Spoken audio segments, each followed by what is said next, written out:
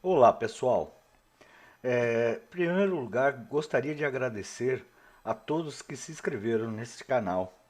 E isso vai me ajudar muito a fazer mais conteúdos, também pelos seus likes, pelas suas opiniões, as suas sugestões colocadas para cada assunto colocado aqui. Estou muito feliz e agradeço muito a todos vocês. Estou trazendo um tema novo que não é novidade. O mercado tem muito material sobre isso.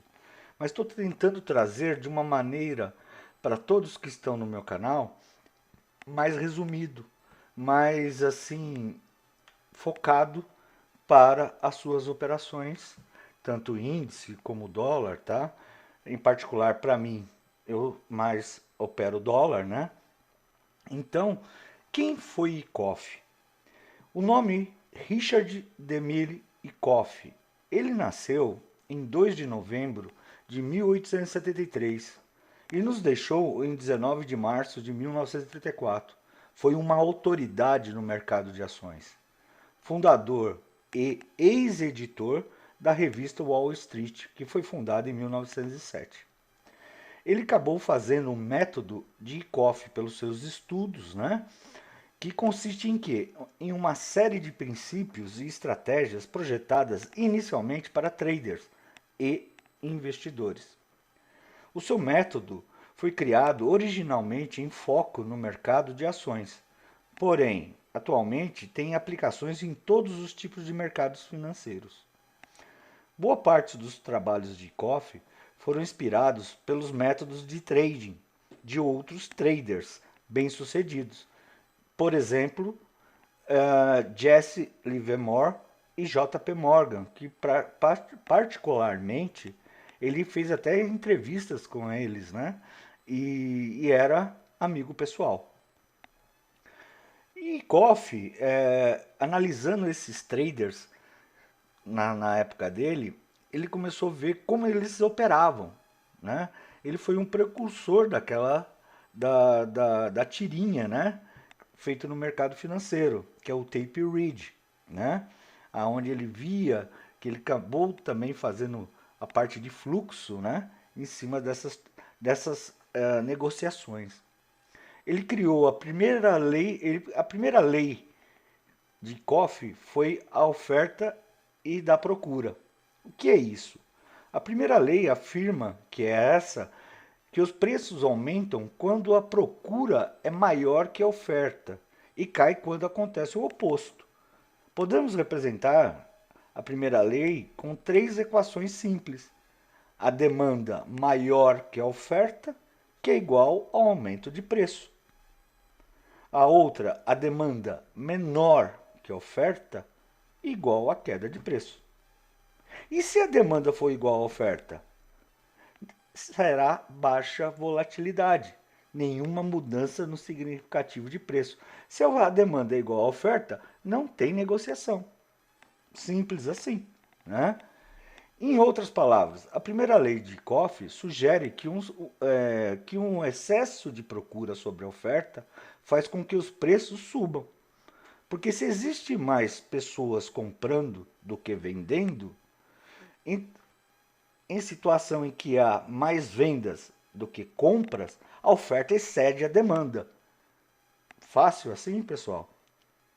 Fazendo com que o preço caia. Muitos investidores que seguem o método de Koff comparam a ação do preço com as barras de volume, como uma maneira de visualizar melhor a relação entre a oferta e a demanda. Isso geralmente fornece informações sobre os próximos movimentos do mercado. Ajuda muito. A segunda lei de causa e efeito, ela afirma que as diferenças entre a oferta e a procura não são aleatórias. Em vez disso, elas aparecem depois de períodos de preparação, como resultado de efeitos específicos. Nos termos de Koff, um período de acumulação, que é a causa, eventualmente leva à tendência de alta, efeito. Por outro lado, um período de distribuição, que é causa, eventualmente resulta em uma tendência de baixa, efeito. Depois não se preocupe porque eu vou colocar isso num diagrama, tá? E aí fica mais fácil. A terceira lei, que é do esforço versus resultado, afirma que as alterações do preço de um ativo são resultado de um esforço, que é representado pelo volume de trade. Se a ação do preço estiver em harmonia com o volume, há uma boa chance de a tendência continuar. Por outro lado, se o volume e o preço apresentarem uma divergência significativa, é provável que a tendência do mercado se interrompa ou mude de direção. Vou dar um exemplo. Imagine que o mercado do dólar comece a se consolidar com um volume muito alto após uma longa tendência de baixa ou de alta.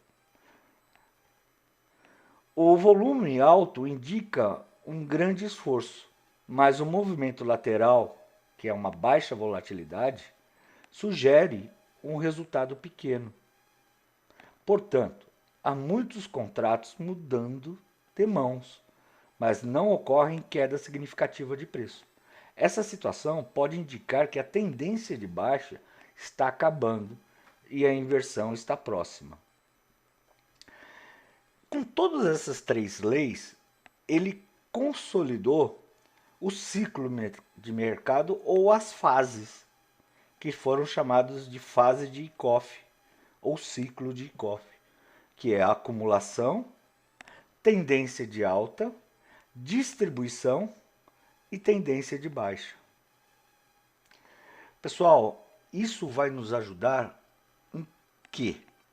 A quando você for fazer a análise do teu gráfico e começar a olhar para achar suportes e resistências, regiões que é interessante de altas trocas de contrato, o método de Eickhoff vai ser muito importante, tá? Por quê? Porque quando você diminuir o zoom do seu gráfico e começar a olhar os pontos importantes aonde houveram muita trocação de contratos, muitas brigas, a formação que a gente chama de caixotes ou regiões, são muito importantes para nossas decisões de traçado, para operar o nosso gráfico, ok? O nosso ativo, né? Então, mostrando aqui para vocês o que seria essa fase de Eickhoff ou fases de mercado. O mercado, vou abrir a ferramentinha aqui, o mercado vem descendo. Ao final de uma exaustão de tendência de mercado, ele tende a consolidar, criando uma região chamada de acumulação. Então, a acumulação sempre vai ser ao final de uma tendência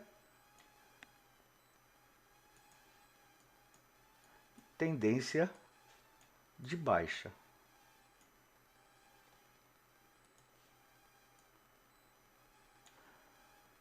Que ela vai criar uma acumulação, vai ficar uma trocação de contratos e vai ter uma força que vai motivar a saída dessa região. Pode descer? Pode. Que seria ele continuar essa movimentação? O mercado é soberano. Mas após uma acumulação, essa região, também chamada de região subvendida, que está muito barato o preço, né? Os players vão começar a trabalhar, impulsionar e, se caso romper, vai ser a euforia, né? Aonde todos vão começar a comprar, comprar, comprar, fazer uma nova região de acumulação e outra pernada. Quando chegar numa região de subcomprado, é chamado de região de distribuição, ou final da tendência, como muitos conhecem. Por isso que muitos que perderam aqui ou perderam aqui, às vezes acabam comprando aqui, atrasados, e aí começa a entrar nessa região e acaba sendo estopado, porque já é a acumulação, a pernada da tendência, uma região que ele começa a consolidar de novo, que é uma distribuição, e aí retoma a tendência de baixa. Tendência de alta. Ok, pessoal? Então as fases de Coffey seria após uma tendência de baixa, uma acumulação, uma força motivadora que faz ter a pernada, pode ter, isso aqui já seria quase um fractal, né? Que se a gente começar a ver que ele poderia fazer isso, isso e isso, correto? Uma realização aqui, ok? Ou um pullback. E quando chegar na região que a gente fala, o preço já está muito caro, é uma área de distribuição, ok? Com isso, pessoal, deixa eu passar aqui o próximo. Seria mais ou menos isso a lógica de Coffey que eu estava dizendo para vocês, né? Uma tendência, uma acumulação, né? Uma rejeição aqui dessa região que não teve força. Olha aqui, ó, quando a gente falou que tem a ver com volume, né? E aí, nessa região aqui, o rompimento. Repare, pessoal, ele teve um rompimento, olha aqui, ó, o crescimento do volume com essa região aqui, correto? Topo do caixote da acumulação, rompimento, um pullback, outro pullback, que é a pernada, a euforia, as realizações, e depois essa região que é chamada distribuição. Reparem, essa barra forte de acumulação de volume, como confirma os compradores retomando ainda na euforia, ok? E aí, o que muitos às vezes não pegam as pernadas, porque acabam comprando errado nessas regiões, ok? Faz a distribuição, porque o mercado já se encontra caro, ou numa região subcomprada, né? E aí ele vai realizando, ok? E testa de novo um rompimento. 80% dos rompimentos, mais ou menos, são falsos. Realiza de novo para dentro do caixote da distribuição, rompe, faz um pullback. Vai ser sempre assim? Não. Isso é tendências ou fases de mercado. Se vocês procurarem, em todo dia, eles têm semelhanças nessas fases. E sempre, pessoal, olha aqui, ó, sempre verificando as barras de volume, ok?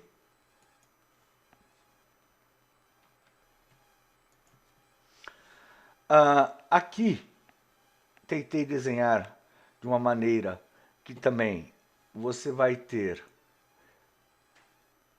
o que conversamos agora, que é a tendência de baixa, consolidação, né? Que é acumulação, rompimento, uma acumulação, né? É uma região que ele acumula novamente ou realiza, mas continua com a tendência, faz outra região. Então, olha como você começa a traçar. Vamos colocar aqui, olha como facilita. Vamos supor que seu gráfico de pontos faça, você vai começar a fazer suas regiões de caixote, você entendeu? Aonde você vai ter uma região para traçar que houve uma área de grandes trocas, que você vai ter como traçar também aqui, olha,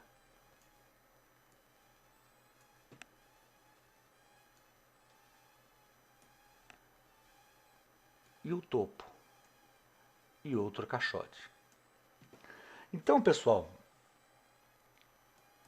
conhecer esse método ICOF vai ajudar vocês a achar esses grandes pontos que houve o mercado brigou, que ele brigou, trabalhou.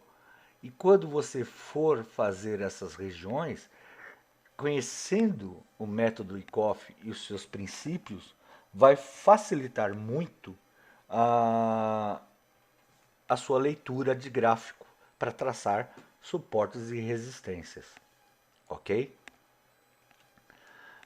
Aqui eu coloquei uma região que eu vou ter essa área de acumulação, tá? Vou ter essa área de acumulação aqui, ó, aonde o mercado foi, brigou dentro de uma região de acumulação, depois de uma tendência, ok? E repare, pessoal, olha essa barra aqui, essas barras com essa região, ok?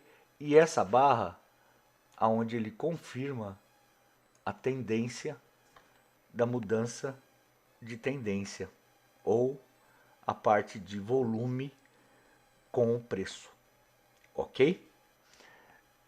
Eu mais ou menos quis colocar esses para indicar uma confirmação do preço pelo volume. Ok, pessoal? Depois deixem, por favor, suas dúvidas. Vai ser um prazer tá ajudando vocês. Eu coloquei esse gráfico de pontos, é um 5P, tá? Como a gente traçaria aqui suportes e resistências por ICOF? Então, imagine o seguinte. Você tem aqui uma região,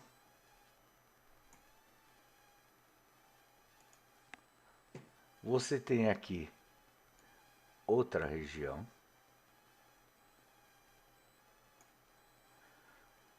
você teria aqui outra região,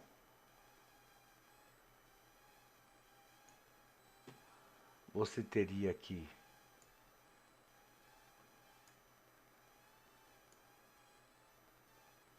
outra. Vamos supor que esse fosse o gráfico do dia ou da hora que você está analisando. Repare, pessoal, o mercado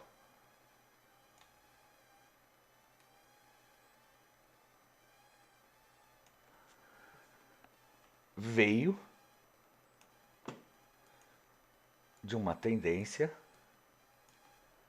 consolidou, houve uma rejeição aqui, ganhou volume, rompeu o caixote, ganhou tendência e terminou o dia. Deixa eu apagar isso aqui. e ganhou e fechou em alta, dando praticamente uma consolidação dentro de uma região.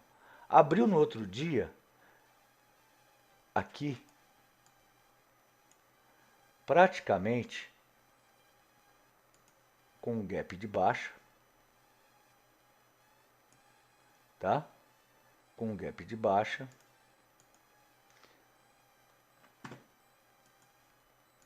como se fosse um gap de baixa, consolidou e ganhou força na tendência. Criou-se uma região, tá? Essa região aqui nós podemos trabalhar também de uma região menor, tipo aqui. O que quer dizer? Ele entrou, rejeitou, voltou, consolidou, está consolidado dentro do caixote, deu de querer romper, quis romper, só que quis romper, pessoal, repare aqui, ó o volume, repare isso aqui, ó o volume, ele deu força e olha a queda do volume, e olha a queda, ele voltou, não teve força, deu de romper de novo, não teve volume, subiu levemente aqui, ganhou aqui dentro, rompeu o caixote, sem volume, pessoal. Olha aqui, ó. Volume, se você tirar uma mediana aqui, ó, o volume foi baixo.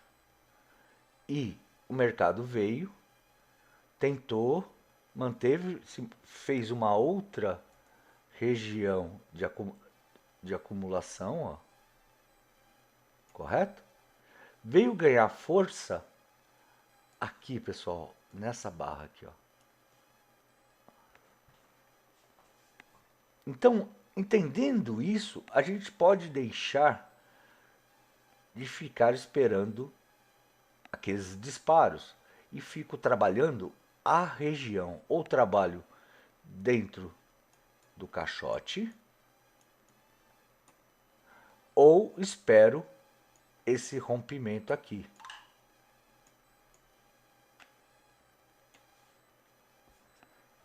Que é teoria de Down. Ok, pessoal? Pessoal, o vídeo vai ficar muito longo, mas espero que vocês tenham entendido a parte da teoria de Down, desculpa, de Wyckoff, tá? Para a gente poder traçar essas resistências, correto? Aonde a gente precisa entender essas regiões para que você entenda que isso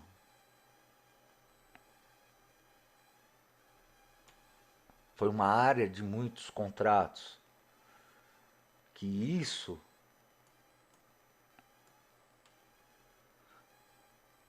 foi uma área que a partir daqui houve rejeição para baixa. Então, uma área que também ele entrou e saiu. Então, aqui, ó, você pode traçar. E aí você começa a falar, dependendo dos fundamentos do mercado, se está dentro de uma tendência de alta pelas VWAPs, né? Pelos topos ascendentes ou fundos mais altos, ou vice-versa, né? Eu começo a falar, eu quero trabalhar nessa região, porque essa região já vem com alguma área de muitos contratos, ok? E aí você começa a trabalhar. Porque se você diminuir o número de pontos, o que vai acontecer é que ele vai começar a fazer mais nos fractais, tá? E aí você começa a entender. você pode fazer num fractal, por exemplo, de 48p, né? Os caixotes, e depois vem abaixando o número de pontos até o que você trabalha, 6p, 8p, e aí você coloca os suportes dentro dessas regiões onde maior teve trocação. Por exemplo, ele resistiu bastante nesse nível de preço, onde ele testou, rompeu, voltou, testou, né? Então isso acaba sendo muito importante nas suas tomadas de decisões. Pessoal, espero ter ajudado, tá? É um tema interessante. Se vocês quiserem que eu traga isso mais a fundo, deixe os seus comentários. E o próximo vídeo de e-coffee eu estarei fazendo dentro do meu gráfico os traçados de regiões e tentando fazer algumas operações para vocês entenderem. Beleza? Muito obrigado. Fui!